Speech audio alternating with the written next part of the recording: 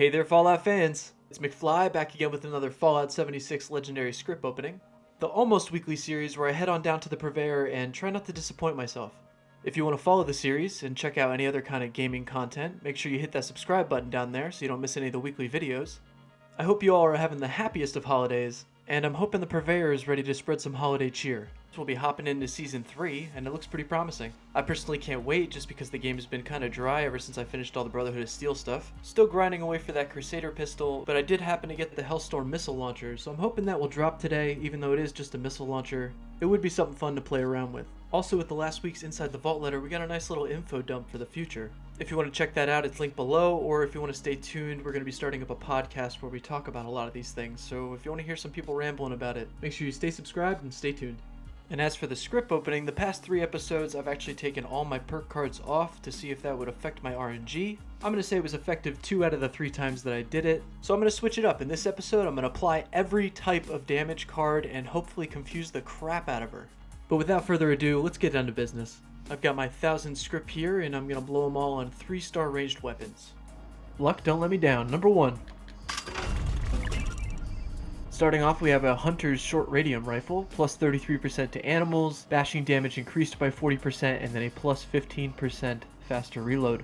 I do like to see a Radium Rifle every once in a while, but not with these perks. Maybe with that 15% faster reload, but not the top 2.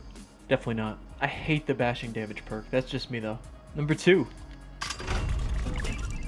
A Hunter's Black Powder Pistol, plus 33% damage to animals again, this time with exploding bullets for area damage, and then a plus 25% less VATS action point cost.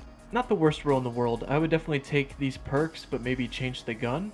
The whole Black Powder family is just really slow, and doesn't put out enough damage that you need.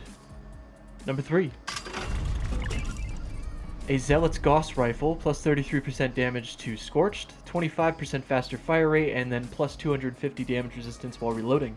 I don't know if it's just me, but I feel like I've gotten quite a few Gauss Rifles in the past couple episodes, and I want to say almost every single one has had 25% faster fire rate, so I don't know if that's a bug, or if it's just a very common roll for Gauss Rifles. Nonetheless, I do not like it, so we're going to move on. Next one. Again, with the pistols, we have an Executioner's Single Action Revolver, plus 50% more damage to targets below 40% health, with a 25% faster fire rate, and then plus 250 damage resistance while reloading. Right off the cuff, this may not look like the best roll in the world, but it is nice to have Executioners. I feel like the 25% faster fire rate is very fitting for a Western weapon. And the thing about a Single Action Revolver, when you reload this, you actually put 1 bullet in at a time, so you could definitely really benefit from that damage resistance while reloading. There we go. Now we have a Junkie's Gatling Laser.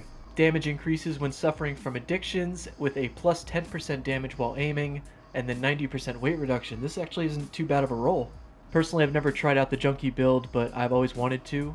And I will always accept a 10% damage while aiming, and this is a heavy weapon, so it's definitely going to benefit from the weight reduction. I might be able to get some caps from this one, or maybe I'll just hang on to it until I actually decide to go Junkie. Praise our Jesus, let's go. Another heavy weapon, this time being an Assassin's 50 cal machine gun. Plus 10% damage to humans, another plus 10% damage while aiming, and your VATS critical meter fills 15% faster.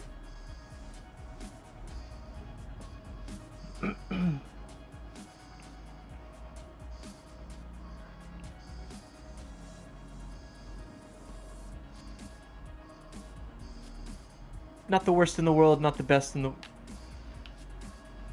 Not the best, not the worst.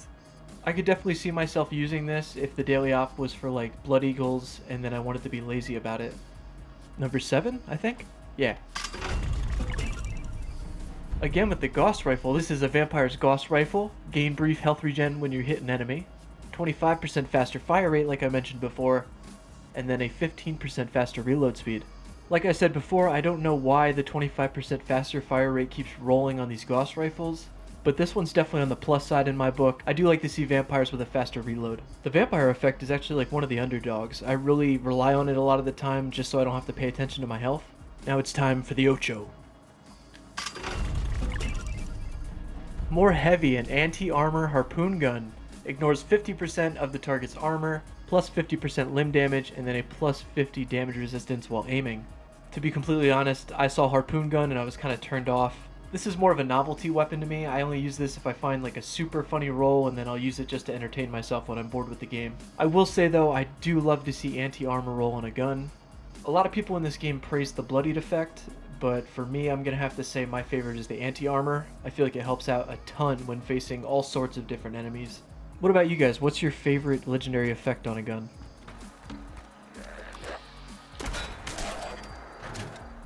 Number 9. Oh, I haven't seen a shotgun in a while. We have an assassin short barrel shotgun. Plus 10% damage to humans. VATS crit shots do 50% more damage, and then a 15% faster reload. This isn't half bad. Calling back to the daily ops with the Blood Eagles, I would definitely use this as well if I'm a shotgun build. I love the 2 bottom perks for this type of weapon. If I could change one thing, I would probably change that 10% humans to a quad barrel. A quad barrel with a faster reload, and then the crit shots would hit like a truck. That sounds really cool. And number 10. Back to the rifles with the Suppressor's Short Combat Rifle. Reduce your target's damage output by 20% for 3 seconds, plus 50% limb damage, and your VATS critical meter fills 15% faster. Now I like combat rifles just as much as the next person, but once you get your hands on a fixer, you'll never go back to a combat rifle, you'll just be looking for fixers. And I will say the bottom 2 perks on this gun are actually pretty good, I like that. And I won't say Suppressors is the worst perk in the world, but I just kind of don't understand why that's a legendary effect when I can just complement that with a Suppressor perk card. Now it's that special part of the video where I head on over to the vendor and try to get one more roll out of my daily scrip. Nope. Who needs you? Not even worth it. Now I get one final 3-star ranged roll. I'm going to save the 50 scrip for next week, and here we go. Oh, a Stalker's Short Lever Action Rifle. Why did I do this? I don't know. If not in combat, 100% VATS accuracy at 50% AP cost, bashing damage increased by 40%, and then 90% weight reduction. Yeah, that's great. Thank you, Murmrgh. That is a perfect example of useless legendary perks. Thank you. Nothing crazy this week, but it's definitely a long shot from last week, so I am happy about that. Maybe one of these weeks I'll get a god roll, but for now it looks like I'm just going to have weapons to sell for caps. But as always, thank you guys so much for watching, especially if you made it this far. A like is always appreciated, and if you want to see more Fallout 76 content like this, make sure you click down there on my channel and work away. As for me, I have some Christmas shopping to attend to. I'll catch you out there in the wasteland.